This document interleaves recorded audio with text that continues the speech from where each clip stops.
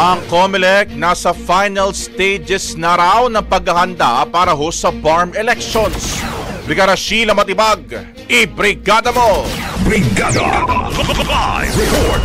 Ibinahagi ng Commission on Elections sa COMELEC na nasa huling yugto na ito ng preparasyon para sa Bangsamoro Parliamentary Poll sa Oktubre. Ito ay sa harap ng pagsisimula ng pagpiprint ng official ballots sa August 24 sa pamamagitan ng National Printing Office. Sa Bagong Pilipinas Ngayon briefing, sinabi ni COMELEC spokesperson John Rex Laujanco na ready na ang ahensya sa pag-supply. Tuloy-tuloy din anya ang sistema na kanilang ginawa, kaya ang local source ay handa na. Maliban dito, tapos na ang field testing at mock elections at lahat ng ito ay matagumpay na naisagawa. Kasunod ng pag-iimprenta ng balota, training ng electoral boards at deployment na lang ang natitirang paghahanda ng COMELEC.